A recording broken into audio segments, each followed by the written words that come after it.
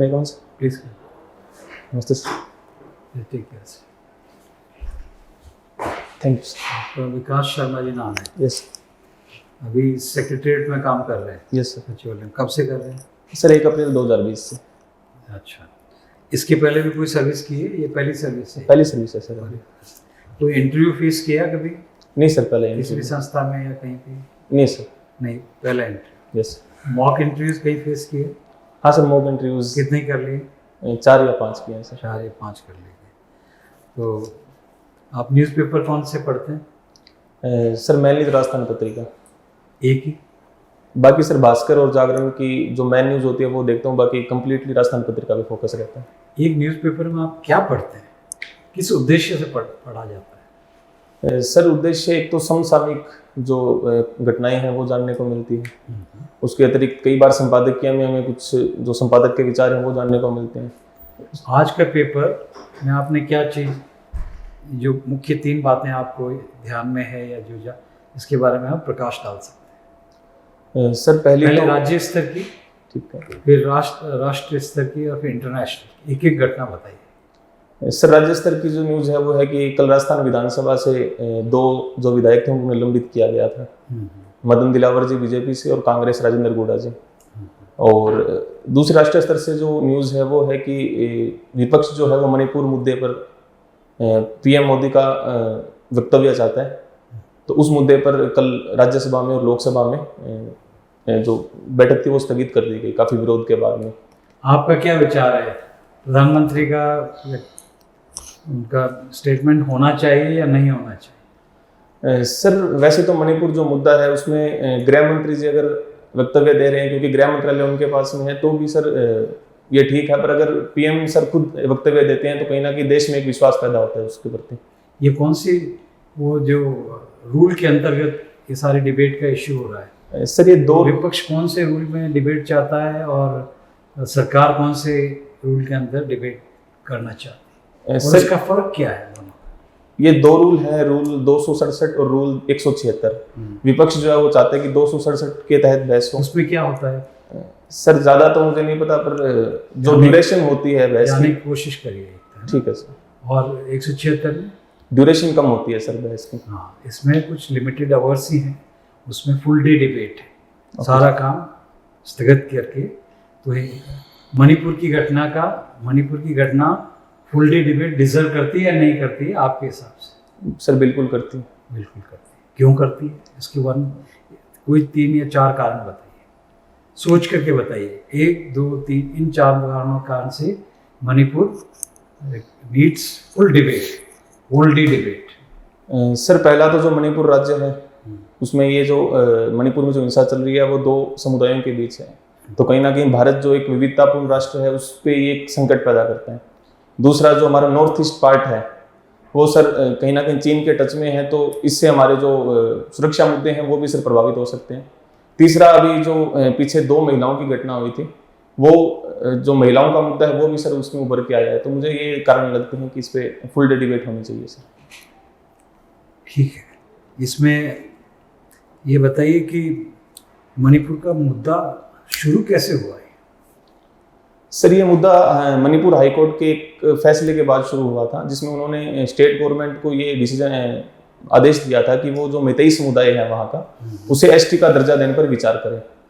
उसके बाद जो वर्तमान में एसटी दर्जा प्राप्त नागा और कुकी जो जनजातियां हैं उन्होंने इसका विरोध किया था और यहाँ से सर इसकी शुरुआत हुई थी। ऐसा ही कुछ मुद्दा राजस्थान में भी हुआ? सर एमबीसी आरक्षण का मुद्दा एक मेरे ध्यान में आ रहा है।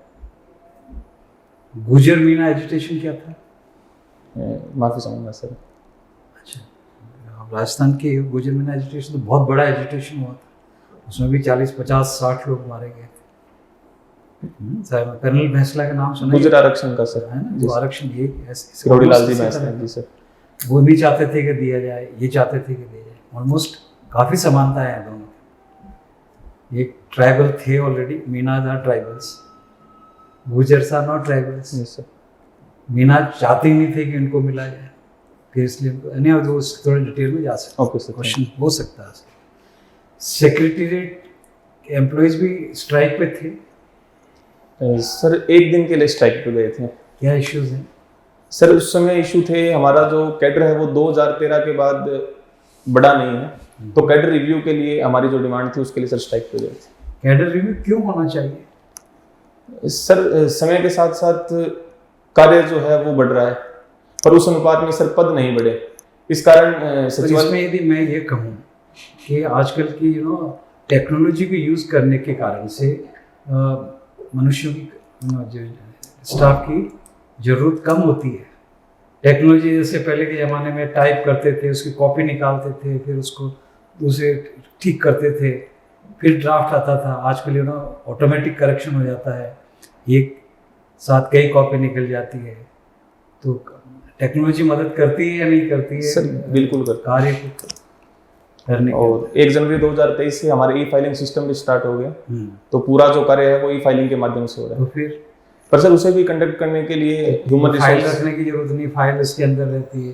वो एक में तो पहले स्टोर में फाइल रखने वाला होगा, टाइप करने वाला होगा और करेक्शन करने वाला होगा, यानी आप सवाल Yes. पूछा जा सकता है टेक्नोलॉजी एक्चुअली।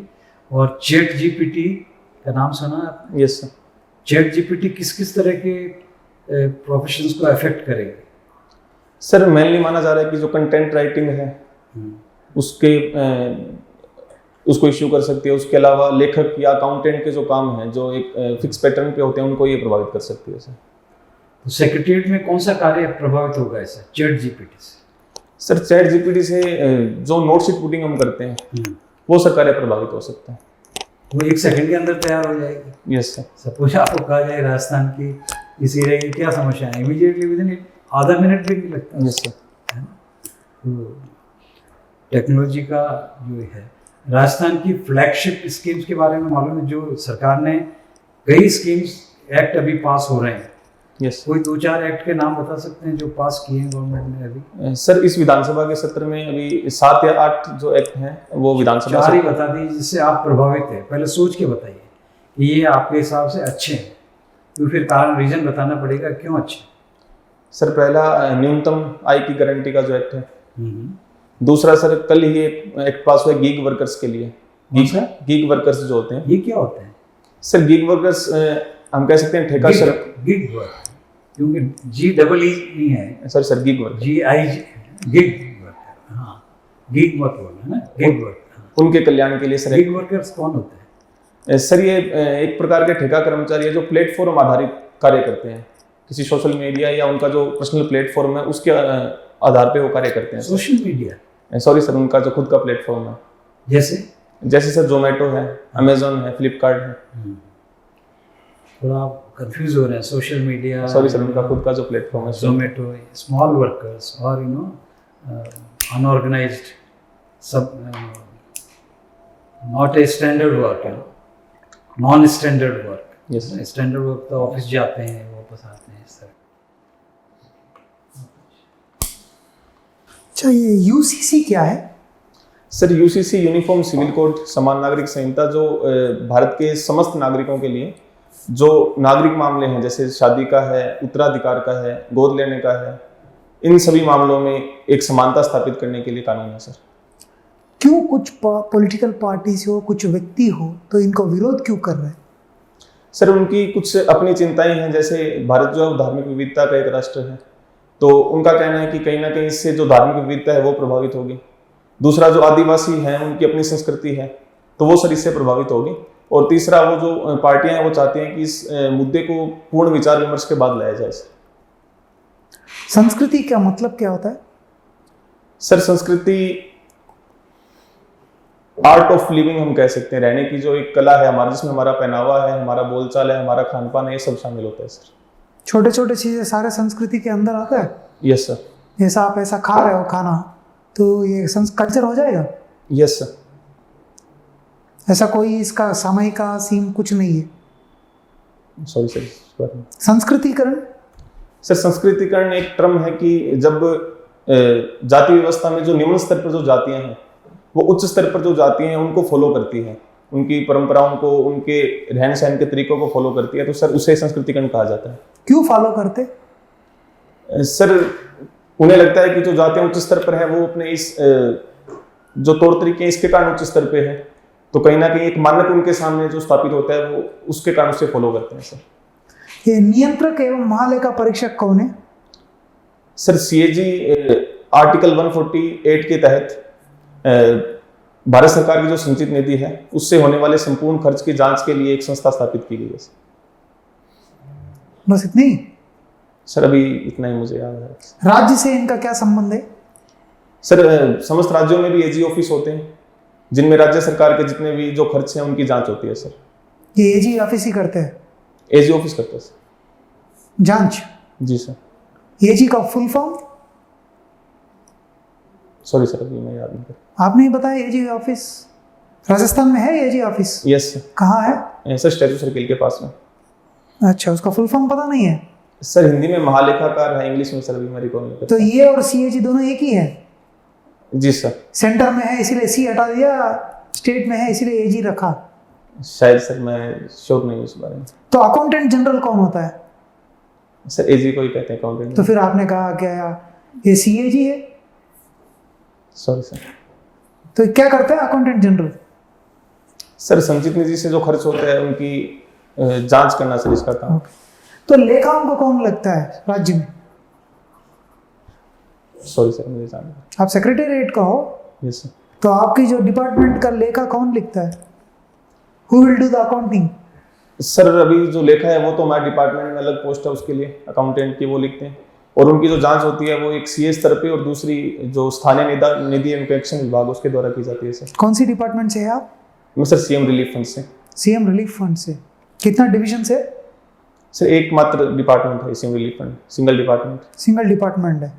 अच्छा, कितने प्रकार का रिलीफ फंड है उधर? सर मेनली 4 प्रकार के रिलीफ फंड्स हैं। क्या क्या? एक्सीडेंट के लिए, मेडिकल के लिए, सैनिक सहायता और जनरल सामान्य सहायता। ओके, कौन कौन सी एक्सीडेंट्स के लिए मिलती है उधर? सर आकस्मिक दुर्घटनाएं हैं जिनमें रोड एक्सीडेंट है, रेल एक्सीडेंट है, आगजनी से हुई डेथ है, कोई जानवर काटने से हुई डेथ है, ऊंचाई से गिरने से डेथ है, ये सब सर शामिल है इसमें। अच्छा, आधुनिक काल, भारत के इतिहास में आधुनिक काल कब शुरुआत होती है? सर इसकी शुरुआत प्लासी के युद्ध से भी मानी जाती है और कुछ जगह इसकी शुरुआत जो है औरंगजेब की डेथ के बाद भी मानी जाती है सर। अच्छा, 2 है। तो इन दोनों का सालों के बीच अंतर कितना है? सर लगभग 50 साल का। तो 50 साल को ऐसा मानते हैं कि उधर औरंगजेब की डेथ से स्टार्ट होता है एक, और प्लासी के युद्ध से स्टार्ट होता है। सर कुछ इतिहासकार मानते हैं कि अंग्रेजों का जब से प्रभुत्व चालू होना शुरू हुआ था उस समय से कुछ उसका मॉडर्न हिस्ट्री का मानते हैं, और कुछ जो मानते हैं कि औरंगजेब की डेथ के बाद में जो सेंट्रल जो सत्ता थी वो कमजोर हुई थी, तो कुछ उस समय से मानते हैं। कौन मानते हैं ऐसा? कौन कौन है इतिहासकार? सर इस बारे में मुझे। भारत देश में पहली बार कलेक्टर का पद कब गठन हुआ? सर शायद लॉर्ड हेस्टिंग्स के समय 1793 में हुआ था सर। 1793? 1793? Yes sir. हेस्टिंग्स उस समय तक था? सर हेस्टिंग्स नाम से 2 गवर्नर जनरल हुए थे, लॉर्ड हेस्टिंग्स और वारेन हेस्टिंग्स, ऐसे नाम इस प्रकार से नाम थे उनके। तो ये सर सेकंड जो हेस्टिंग्स थे उनके समय का है सर। उनके समय का था। अच्छा, कलेक्टर को डिस्ट्रिक्ट मजिस्ट्रेट भी क्यों कहा जाता है?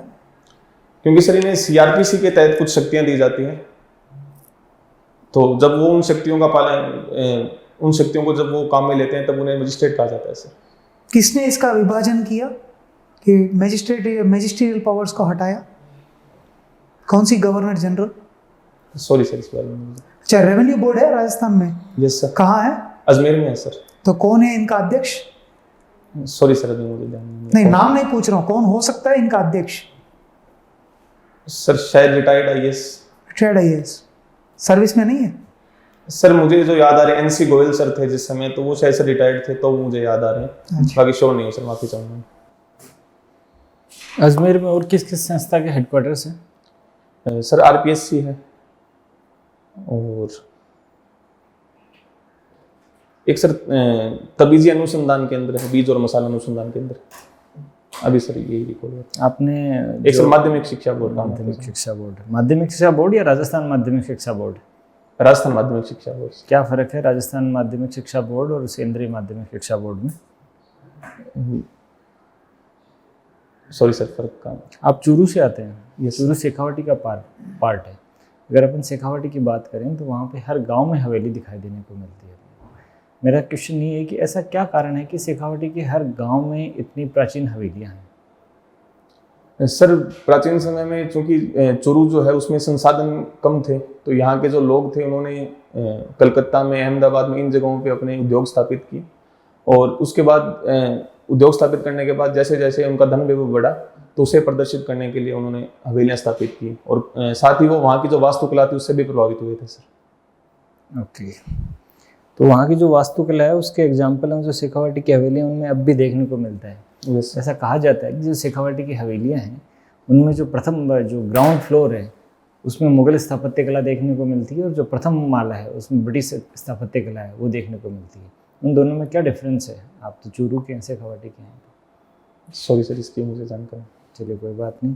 चूरू के लिए ये कहा जाता है कि सर्दियों में वो एकदम ठंडा माइनस में टेम्परेचर चला जाता है, और गर्मियों के अंदर एक्सट्रीम हॉट टेम्परेचर वहाँ पे होता है। इसके पीछे क्या कारण है?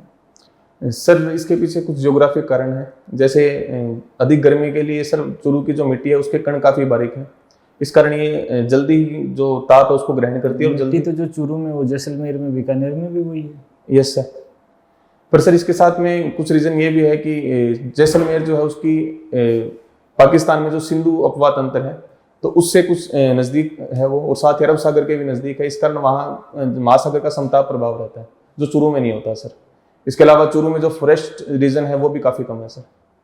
अच्छा, और गर्मी ज़्यादा है वो, और सर्दी ज़्यादा पड़ती है वो? सर सर्दी के लिए मेन रीज़न ये है कि चूरू का जो आकार है वो कटोरेनुमा माना जाता है, तो उस कारण जो हवा एक बार यहाँ पे एंटर हो जाती है वो आसानी से निकल नहीं पाती।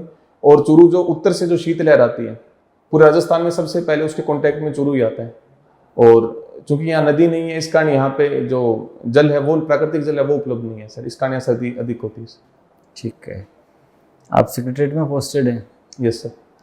जो सचिवालय और निदेशालय है इन दोनों में क्या डिफरेंस होता है? सर सचिवालय और निदेशालय दोनों डिपार्टमेंट्स के पार्ट हैं। सचिवालय जो है उसका मेन काम जो होता है वो पॉलिसी मेकिंग का होता है, और जो निदेशालय है वो पॉलिसी इंप्लीमेंट करने का काम करती है सर। ओके, बैडमिंटन भी आप खेलते हैं? Yes sir. किस लेवल तक खेले गए हैं, और केवल routine as a hobby pursue करते हैं? सर एज रूटीन हॉबी के रूप में खेलते हैं सर। जो बैडमिंटन का जो नेट होता है जो दोनों पोल और बीच में होता है, उनमें पोल और सेंटर में कितना वेरिएशन हो सकता है हाइट का? सर लगभग 0.02 मीटर के लगभग। 0.02 मीटर मतलब कैसे? सर जो पोल के पास उसकी हाइट होती है वो 5.5 मीटर के लगभग होती है। 5.5 मीटर? Yes sir. तो उसके ऊपर से बैडमिंटन खेलेगा कौन? Sorry sir, 5.5 foot. ओके, और बीच में लगभग 5.3 फुट माने जाते हैं। ओके, 1 फुट में कितने सेंटीमीटर होते हैं? 1 फुट में सेंटीमीटर कैलकुलेट कर लो सर। हाँ प्लीज़।